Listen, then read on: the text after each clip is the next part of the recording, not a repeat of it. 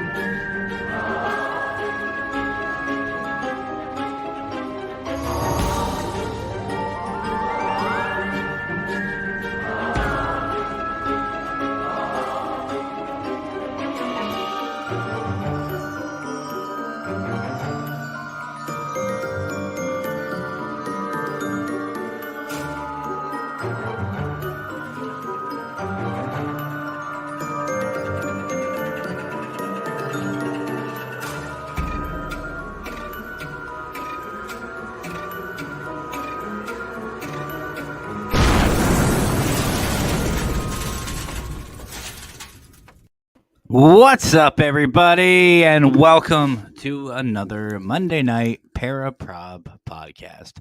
And speaking of probs, I just want to start by saying that Facebook, I don't know what is going on, but there is a bunch of, it looks like issues going on. I'm not sure what it is. Excuse me. So what I'm going to do, and of course, YouTube's all right. I am putting the channel right there. There's a channel in your chat for the YouTube side. For some reason, and I noticed this on my video earlier, I can't see any of the Facebook comments. I don't know what is going on. It's only on YouTube. So if you guys can, just go ahead and click that link and head on over to YouTube. I don't know what is going on. But anyway, tonight I'm actually joined by a really special co-host. This man is not only a paranormal investigator, but he's also an author. But we're going to be talking about something very important, honestly, in our field, and that is locations. So, ladies and gentlemen, please help me welcome my co-host for this evening, the one and only Keith Evans. Keith, how are you doing tonight, brother? I'm doing good. How about you? Not bad. I wish Facebook would, work with me. Yeah. I don't know if anybody is familiar with StreamYard, but this is all, by the way, a Facebook issue. This isn't a StreamYard issue. So, Brian, if you're watching, Brian Laverty, if you're watching, not StreamYard. It's a Facebook problem. So I always give Brian crap. So, well, welcome, brother. Welcome. Thanks for So, having me. hey, no problem. How are you doing tonight? Are you like, how's everything going for you? Good, no problems. Good. So, why don't you give the audience a little bit of introduction of who you are and what got you in the field and all that good stuff? Well, I'm a paranormal investigator. As a child, I could actually feel dead people's happiness in whatever they enjoyed. And I had a relative who had an old house, and it had this beautiful wooden grain wainscoting, which is like paneling that went maybe up to maybe the chair height, didn't go all the way up to the ceiling. And I just thought that was the nicest, prettiest wall I'd ever seen. And I made over it. Every time I saw it, I talked about it. And I was actually feeling the past relatives that had owned and built that house. I was feeling the pride that they actually had in that wainscoting. And that's how I first discovered that I was a empath, and I was, different than everyone else in my family. And they didn't care much for me, having the empathic abilities. In fact, they felt that I was playing, I would grow out of it, or they thought I was right out crazy. So I just decided I would keep it to myself. And everyone says, well, why aren't you in a team? Well, in the 60s, 70s, 80s, and 90s, where I lived at in Maryland, it was very conservative, and nobody wanted to even talk about paranormal. They would shut you down in a heartbeat. So I either had to do paranormal research alone or not do it at all. So I never had the fear that most people have, and I've never ran across anything that I knowingly felt threatened by, or that I could say was evil or demonic. I'm not saying that it's not out there. It's just not that common. Of course. So wait, so you were in Maryland? Whereabouts in Maryland? Howard, Carroll County, that area. Okay, I'm actually in central Pennsylvania, so not too far. Where are you? Is that where you're at now, or? No, I live in Florida. Oh, Florida. Well, you didn't obviously you're all right, but you survived the hurricane. I'm up on the Panhandle, so we missed the hurricane. That's good. I'm glad to hear it. I'm really glad to hear it. So, me too. So, like we always do, and Keith, like we said, we're going to say hello to our wonderful audience. Now, again, I don't know what is going on with Facebook. So, guys, if you're watching, please head over to the YouTube channel. YouTube seems to be working just fine. It's just something with Facebook. I'm almost curious if maybe it's this whole meta thing that they're changing over. I don't know. But, of course, my brother, David Hale. What is up, David? How are you tonight, brother? David always joins us, Keith. He's always early. Well, except I guess he was late for the other one, but that's all right, David. I'll forgive you. Grandmaster, how are you doing tonight? Paranormal podcast. I understand. I get it. Welcome. So let's see. Can we talk about UFOs? I'm an insider kid from the DC with 700 types of UFO tech and alien bodies. Wow. Well, actually, tonight we're going to be discussing locations. Each show is about a certain topic. So extraterrestrials, cryptids, and all that stuff, that'll be coming up in another show very, very soon, actually. But my wife and Squeakers, my co-host for the Para-Prob podcast, are doing a show right now called Creepy Cryptids. So you're welcome to go over there or hang out here with us. And you're welcome anywhere you like. Let's see who else. All right. So Keith, one of the things, and I've been discussing a couple things on this show. It started off with an introduction, then we got into paranormal investigating a little bit. We got into equipment. Tonight's is locations. Now, let me ask you, how important is that topic in the paranormal field?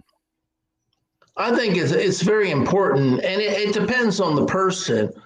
I've never worked with a team. I've always worked alone, so Mm, I've been very happy with my locations because I'm the only one that chooses. But I will say one thing: a lot of the locations will not give you permission. If it's a house or a property that you don't own, get permission. of course. Now, if it's a public area, I go for it. If nobody's around, I don't do it if someone's who might be offended. But if it's Of a course. public area, then you're just make sure you're by yourself and nobody's around. Now that is actually something that a lot of teams I don't want to say get in trouble with, but they kind of skirt they kind of skirt with that rule. And I'm glad you said public locations. Now, I don't know about you, but me personally, when I go to a location or if there's a location that I like, if it is public, like a cemetery, for example, I check out the hours. I check out the hours listed and investigate either during those times, or I investigate, or I try to get permission for after. How do you do that? How do you work around that? Because I know a lot of us like to investigate at night. Like, have you ever ran into that where a location closes at say sunset, and you want to get it after? No, most graveyards are closed 5 p.m. in certain locations and some at sunset. But I like to do my paranormal research during the day. I Mm, find that you're going to get better video footage. At night, a ghost could be doing a lot and you wouldn't even see it. I watch a lot of different videos of people doing it at night, and all I'm seeing is the black. And when mm. I do paranormal research at night, which some fans requested, that's all I see.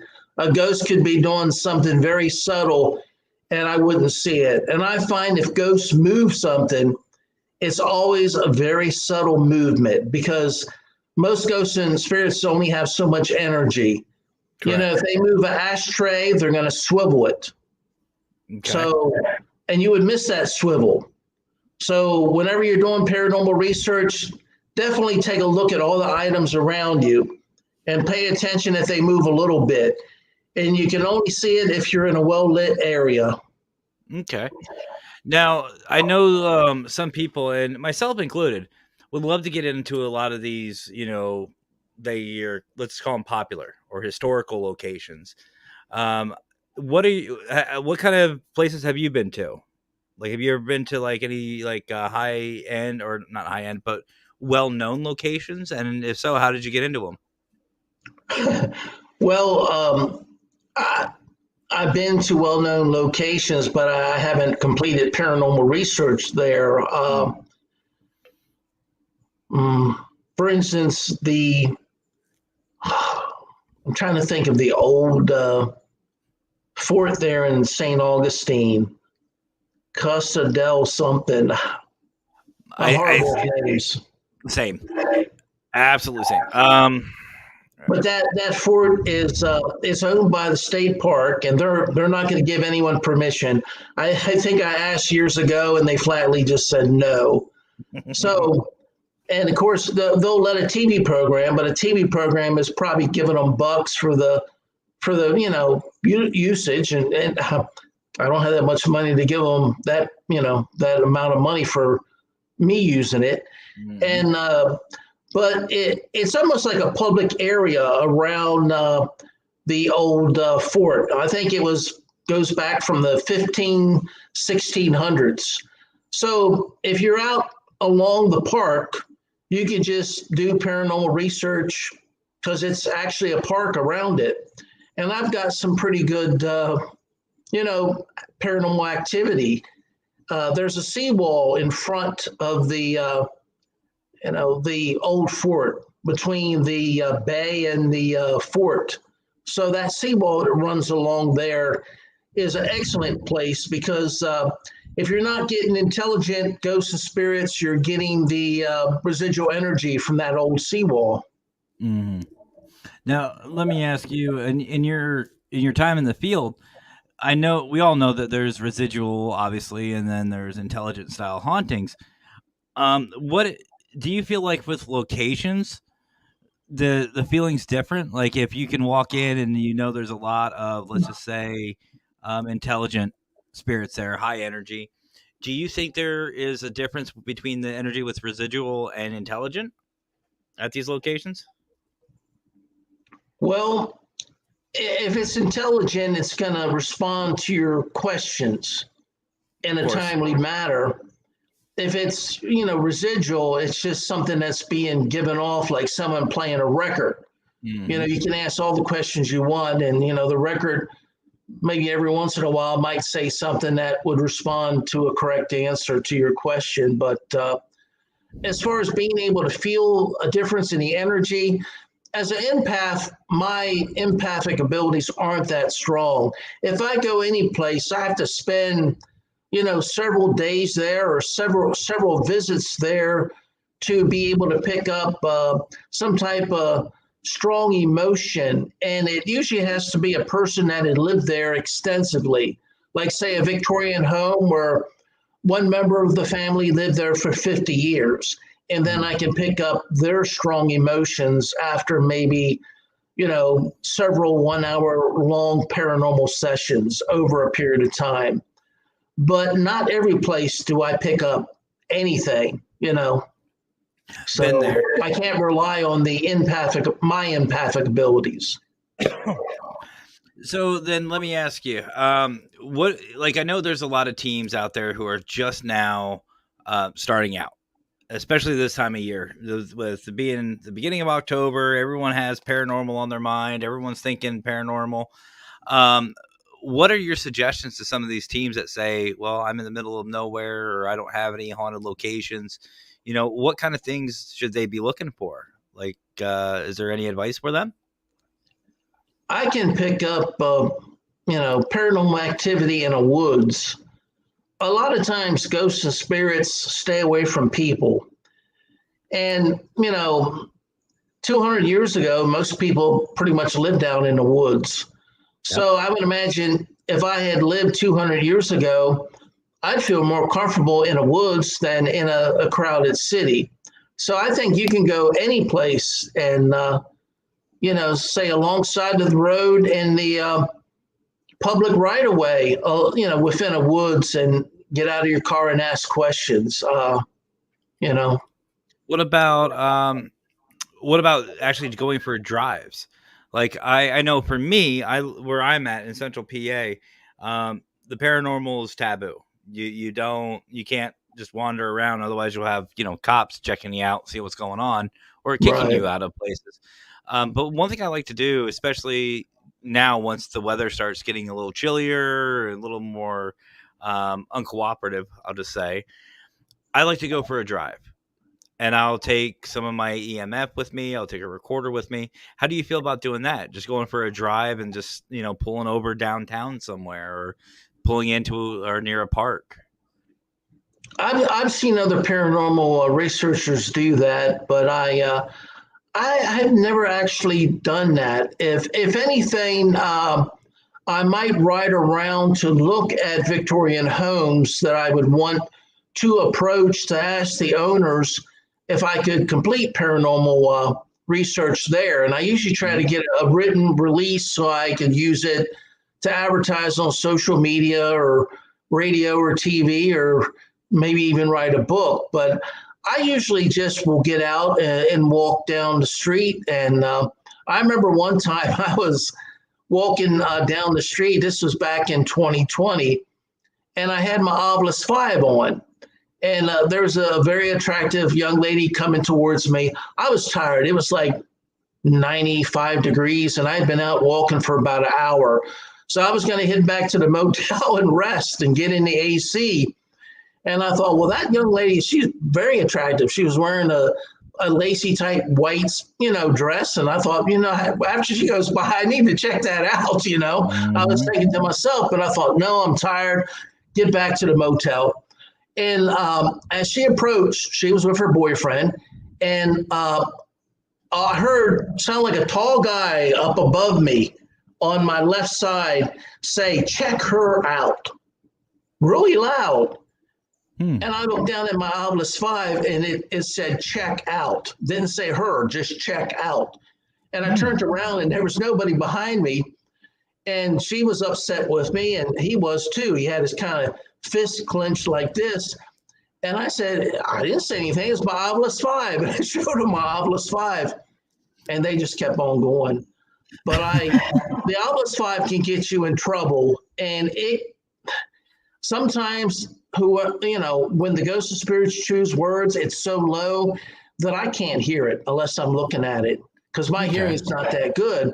But it sure said it loud enough. And it surely did not sound like a ghost or a spirit. It was almost like a disembodied voice. I thought, how did that man get that close to me? Because it sounded like someone like maybe a foot taller than me say, check her out.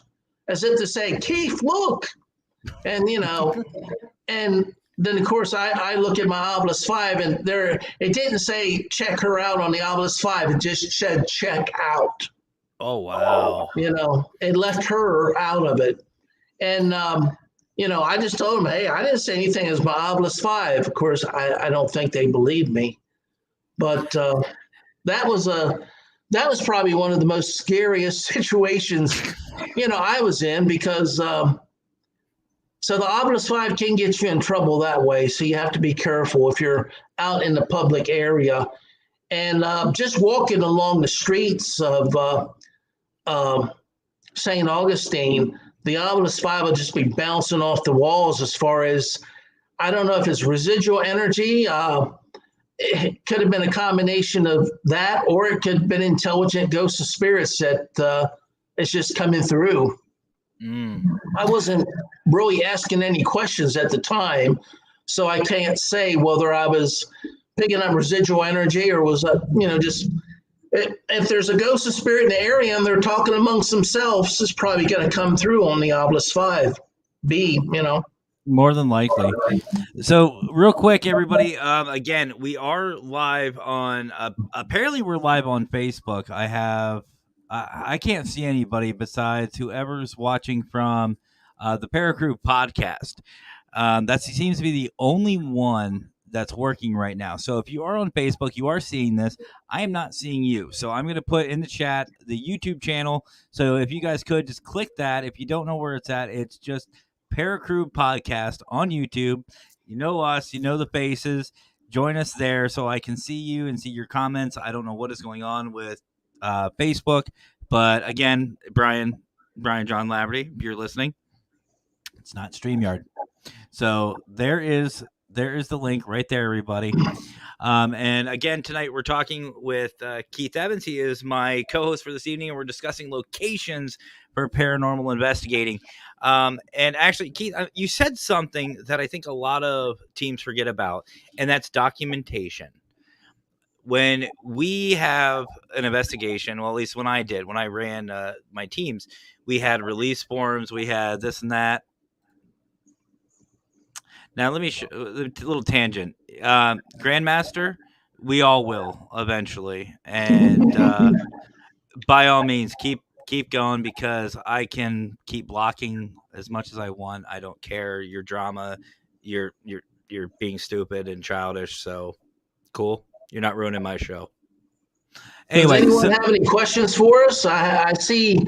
Let me see. There's we've got 6 people. David and Vicky. David, no one has Vicky, any questions David, about Vicky, locations? who else? Nerdwitch is in here. But I did want to ask you about your documentation. Now, you said about release forms and stuff like that. For you, how important is it, and what kind of documentation do you have for these locations?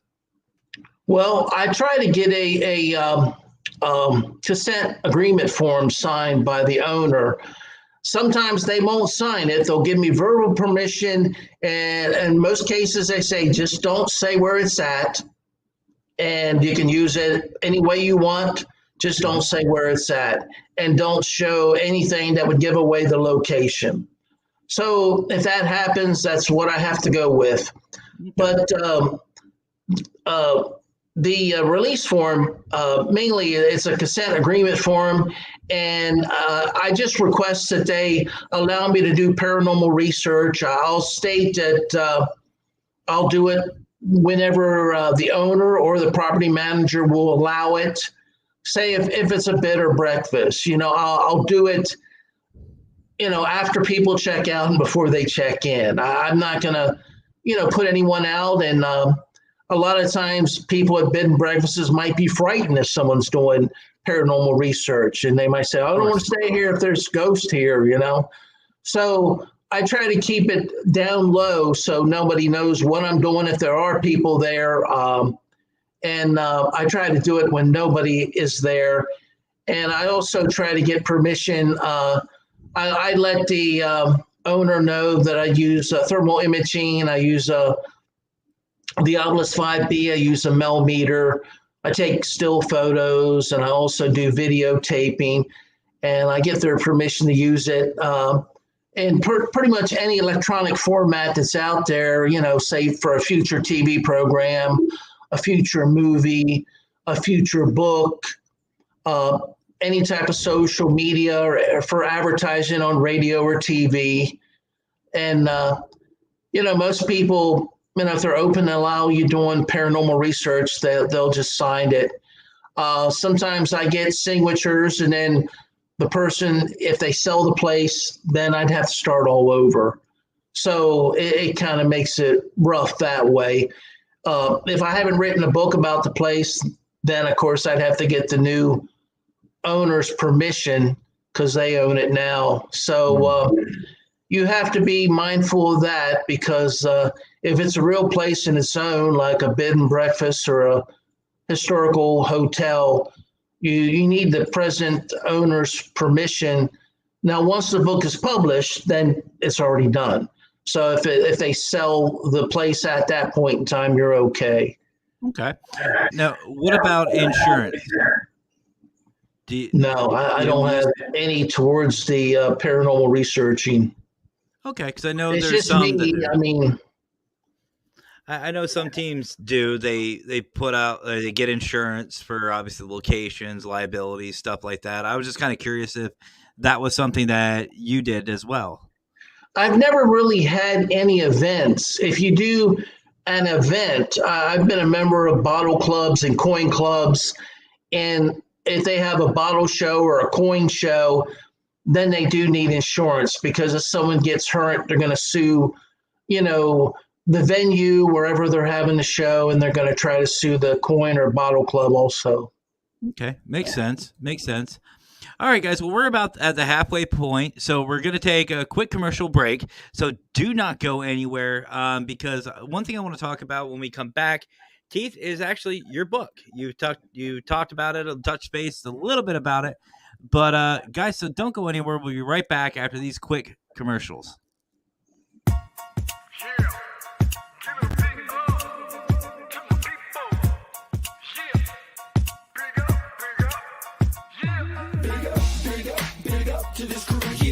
Keep it positive, you know how we do. Big up to this crew. From day one till it's done, do or die, me and you. Big up to this crew. Yeah, we like to keep it positive, you know how we do. Big up to this crew. Got props non-stop and mad love for you. Rising up like the moon, elevating the mood, uplifting attitudes, cause that's what we choose to do. And I don't know about you, but there's enough negativity going around with plenty room to improve. Yeah, sometimes we collide with stress and negativity. We always let it slide. It's an elevated vibe, so fly. We touch the sky every time we ride. Big up to this crew. Yeah, we like to keep it positive. You know how we do. Big up to this crew. From day one till it's done, do or die, me and you. Big up to this crew. Yeah, we like to keep it positive. You know how we do. Big up to this crew. Got props non-stop and mad love for you. Now roll back time. Tell me what you find. You're gonna see the same sucker MCs on the sidelines. In the fourth quarter when it's do or die time. That's when this crew is inclined to go prime time. From day one straight till it's done. But you all know full well that we only just begun. Yeah. We stick together, one for all for one. When it gets heavy, no we don't cut and run. Crazy thinking about the places that we've been. I could tell you stories that'll make your head spin. But like I said, set straight, thick or thin. There's so many memories giving me silly grins. So please allow me to introduce to you my one and only homies. Yo, I love this crew. So please allow me to introduce to you my one and only homies. Yo, I love this crew. Big up to this crew. Yeah, we like to keep it positive. You know how we do. Big up to this crew. From day one till it's done, do or die.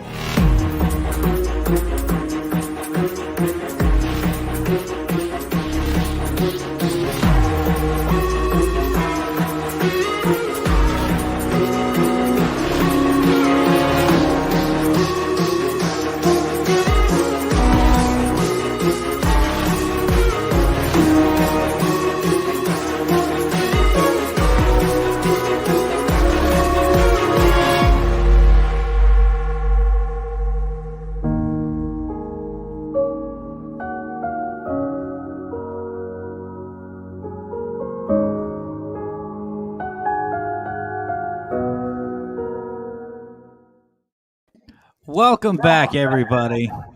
So before we continue on, I just want to give a couple of really quick shout outs. Obviously, first and foremost to Para-Post, Brian John Laverty, Para-Post and Para-Post Network Central for allowing us to stream, even though for some reason it's not showing tonight. I don't know what's going on. But of course, Brian has supported a lot of people in this field, and we love him for it. And Para-Post is phenomenal. I absolutely love it. If you guys haven't already, head on over to parapost.net, sign up today for free, or you can go to your Android or iPhone store on your apps, sign up there as well, completely free. And of course, I want to say thank you to our new Paralinks family. We are supposed to be streaming live on Paralinks 1 right now, but again, Facebook's having issues. I don't know what their deal is. But Steven and all of them have been so warm and welcoming to all of us, and I want to give them a special shout out too, because they're awesome people. And of course, our P3 family, love those guys, excited for the Global Ghost Hunt. And of course, my sponsor and the Paracrew sponsor, Maglite. I don't know about you, Keith, but I've been using Maglite for years. I love Maglite. I love their products. They're very durable, very affordable, and perfect for what we do at night. And guys, if you haven't, go check out Maglite today, maglite.com.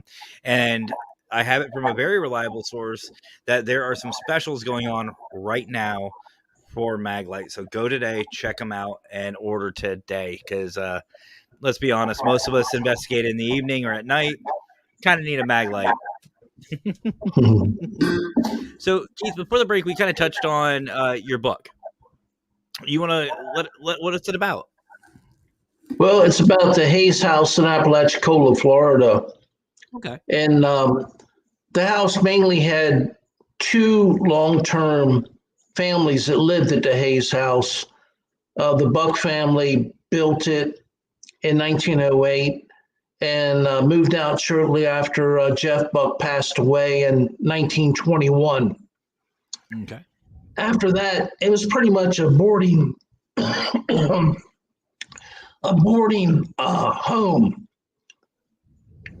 for the bank.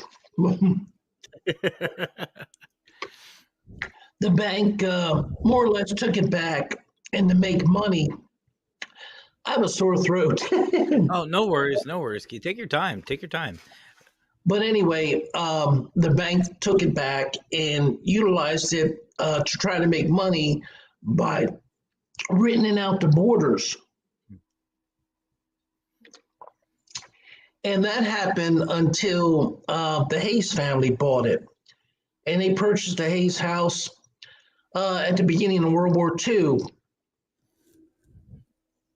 What's up, Aaron? In 1942.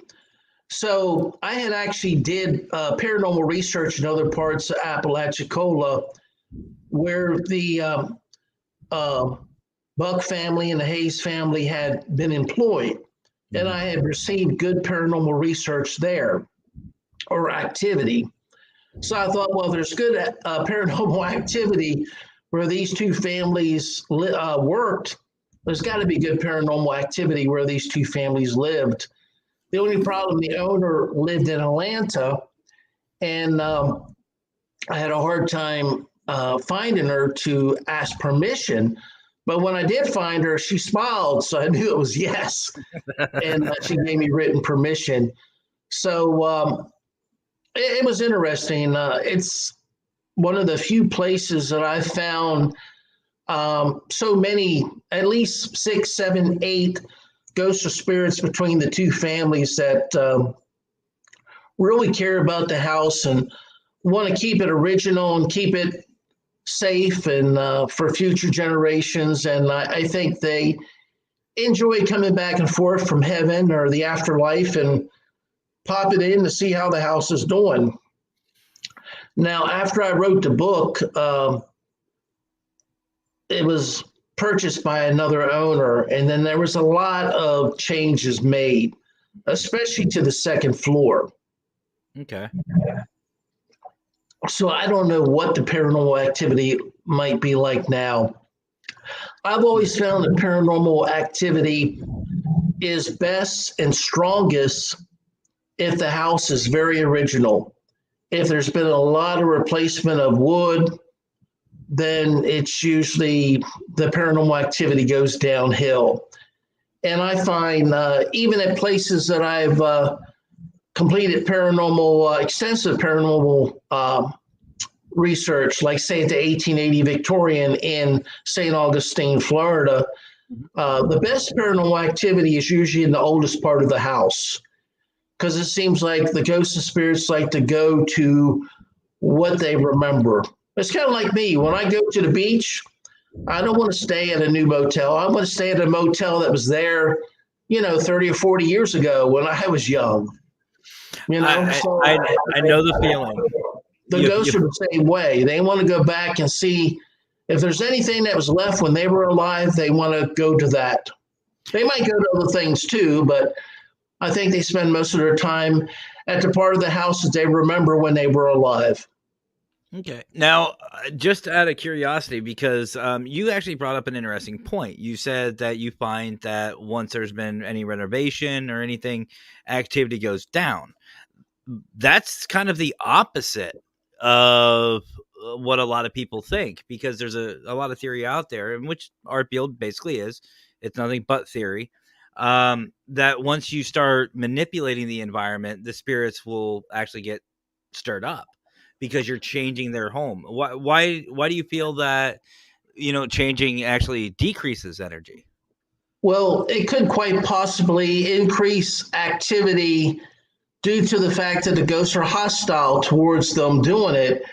But once it's been done, and it's been renovated to look like a brand new house on the inside instead of a house built in, say, 1908, like the Hayes house. Mm-hmm. I think the ghosts and spirits at that point in time will go to the part of the house that has not been renovated so extensively. And for instance, like at the Hayes house, the first floor wasn't as extensively renovated. I was able to see the kitchen. The kitchen now is a bedroom with a bath. Mm-hmm. So that's totally renovated. The only other 2 rooms that were open to a common area were the living room and the TV room. And they pretty much look the same. Okay. Now, so you're saying then not during the renovation, you're talking like maybe months after a renovation has been completed. That's right. Where, okay. The ghosts and spirits probably are complaining the best way that they can. If there's anyone listening or has an Obelisk 5 to, hear them. I remember I wasn't in town when renovations was going on, but I would, wherever I was at, I would like turn on my Obelisk 5 and ask, is there anyone from the Hayes house, listening and how's things going? And at that time, I didn't know that renovations had started, but I found out later on that they had. And I got the words, "It's hell." And I think that was probably Kathleen. She was, her and her husband, Pat, purchased the house in 1942. So I think that was her telling me that it was hell. And of course, I just shut it down because I thought a ghost was angry and cussing, and I just wasn't in the mood. And I really felt bad about that because I should have listened, because I didn't know that renovations had started.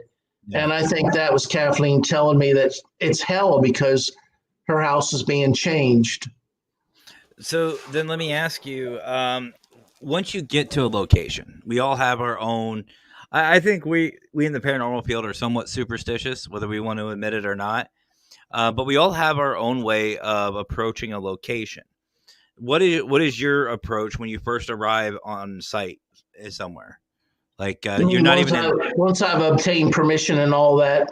Of course, prior to like an investigation or a walkthrough, what's your first thing you do as soon as you arrive?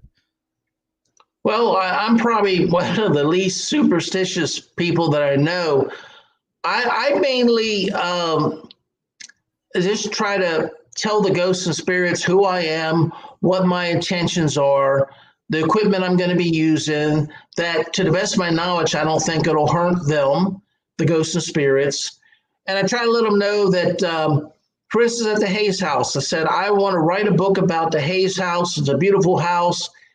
You know, at the time it was like 80, 90% original. And I just told the ghosts and spirits, I just want to write a book about this house. And I'm hoping I can get enough paranormal activity to do it. And it's very rare that you find like 7 or 8 guardian angels that are like looking after a house.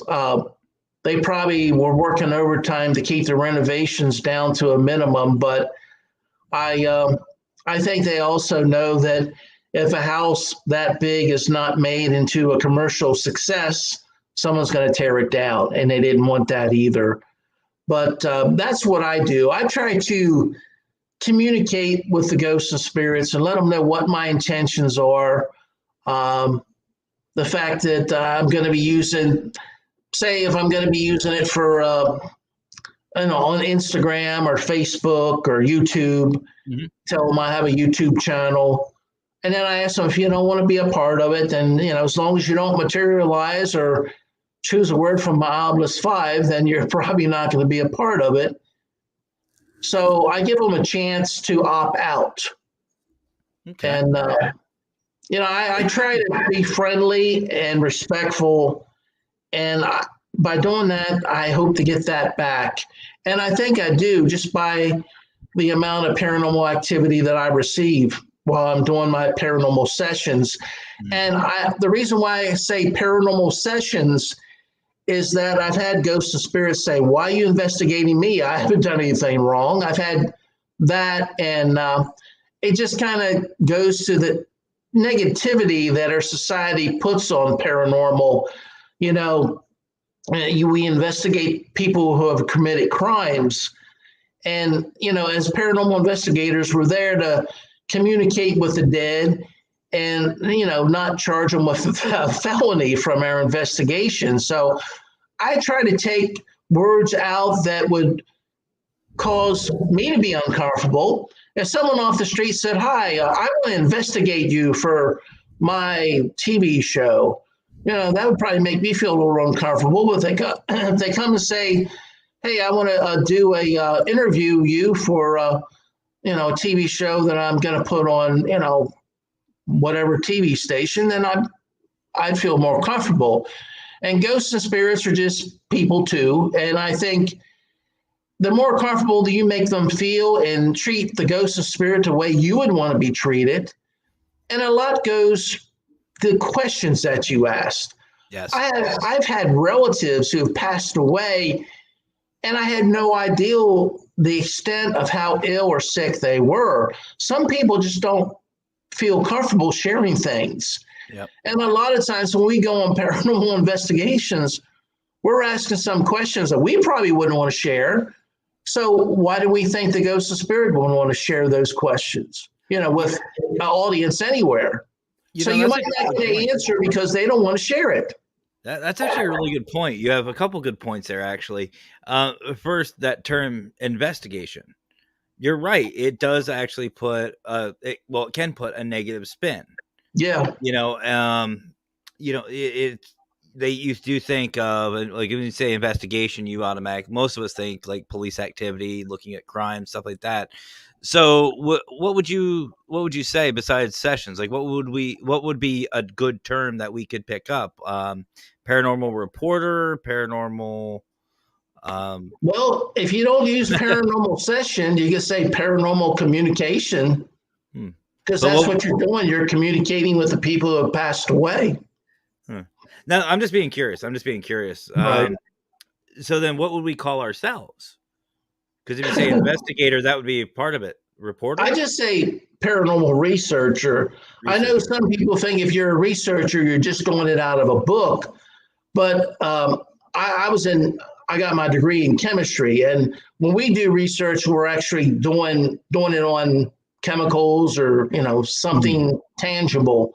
Yeah. So I broaden it, and I just consider myself a paranormal researcher because when I do paranormal sessions, I'm actually doing research. I try to document everything, and I try to save everything so that, say, if you went to the Hayes house and got permission from the present owner, which good luck at that.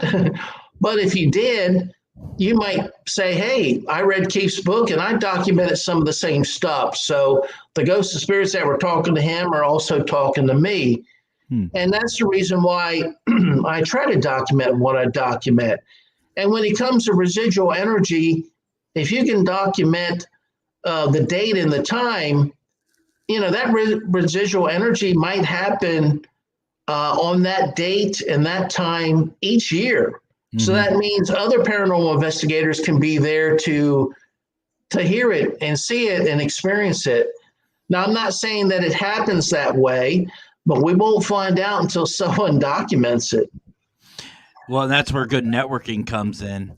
Though I like what Spectre Radio. Now, Spectre Radio, Keith, is actually a new P3 family member. His name's Aaron Hoffman. He said he introduces himself and says he's just here to tell the spirit story. That's actually a good introduction. And if you say it like that, you're here to tell their story. Just like in conjunction with what you said, they may be more apt to come and chat with us. Right. Now, me personally, and I've said this before, and I know this isn't, our topic's not investigations, but it does tie in very, very closely with locations. Me personally, I feel like, kind of like you do, they won't interact or don't want to interact with the same old, especially if it's an infamous location like Waverly Hills or, your Trans-Alleghenies, stuff like that. You don't want to go in and go, what's your name? How old are you? Do you know what year it is? It gets repetitive. Right. They're probably tired of hearing that. And I know the Whaley House, I have actually sat and chat with Thomas Whaley with an SB7. We all sat down. We had a little conversation with him. And, they do. You're absolutely right. They do pick up on what your intentions are and how you are. And, I've even asked him, hey, Mr. Whaley, what's it like to die? And he said, cold. Okay, bring a sweater. Got it. Okay, and I found that over my 16 years of doing this, that the more personable you are with these spirits, the more you're more likely to get activity, like or evidence. I ask them, especially if it's someone in the early 1900s. What's your favorite sport? What do you like to play? What would you like to do? Like, what's your do you like beer? Are you a beer guy? Are you a wine guy? Are you this? Are you that? What's the weather like to you? Is it day? Is it night? Is it, what year?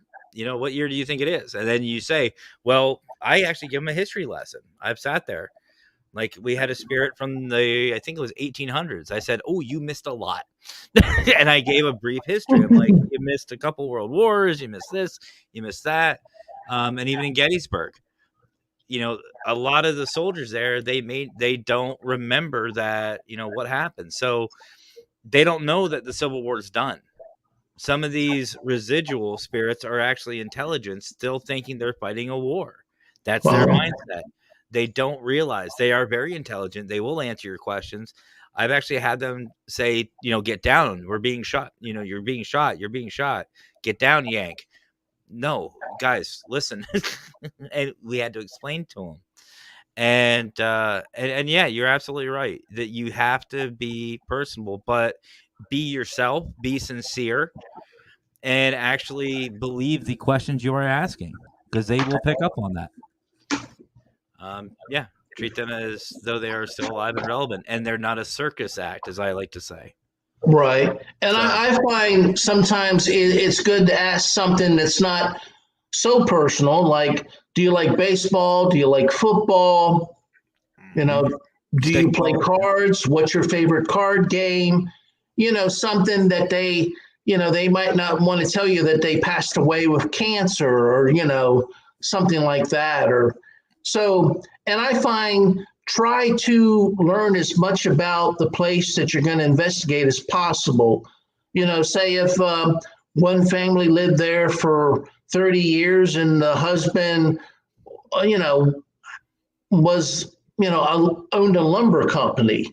Ask them questions about lumber, like what type of lumber did you, cut down? What did you have in your lumber yard? Just ask questions about what that ghost or spirit might be interested in.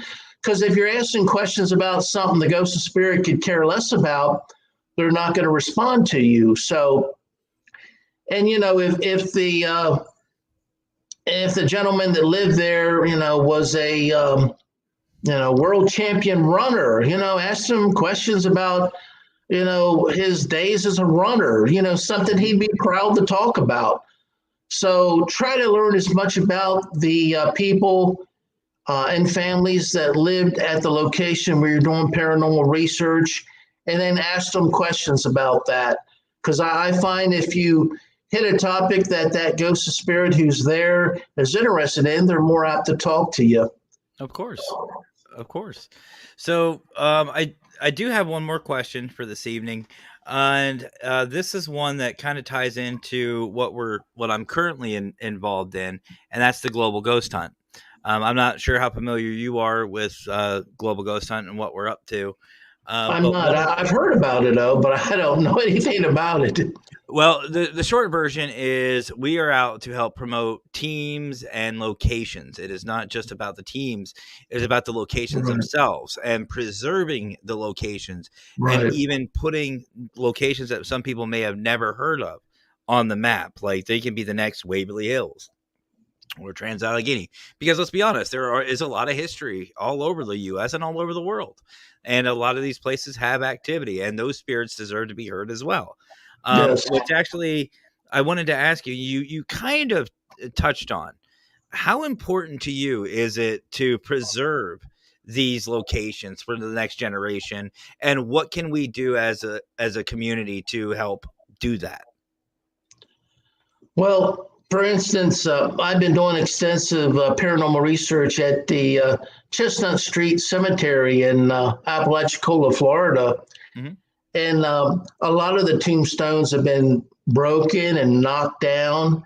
I would say that if you give money to whoever takes care of the graveyard, and that way they could professionally maybe try to take the parts of the tombstone and glue them back together in a way that would look professional and be respectful. Because once that old tombstone is broken up and gone, you lost it forever, and it's a part of history. So I think if you can volunteer to help whoever does restoration of tombstones. I know some people actually clean the years of pollen and bird droppings off of tombstones. And, you know, so if there's anyone out there that wants to learn how to do that and get permission to go to their neighborhood, graveyard to clean the tombstones, that's one way of preserving them. Just takes off the organic layer without removing any of the stone or a crystal part from the tombstone. Now, So that's one thing I can think of.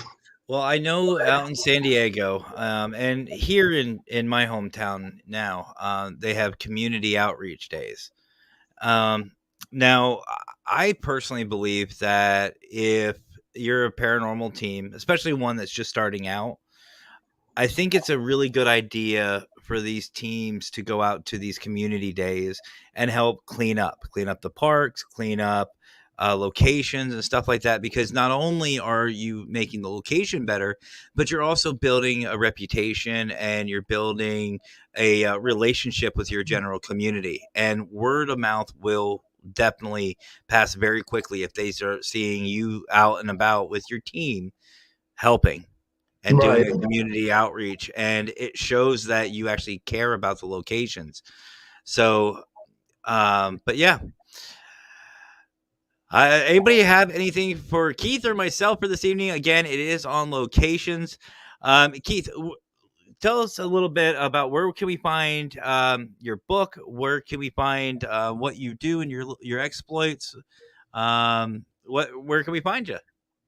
Well, my book is sold online at just about every online dealer for books, Amazon.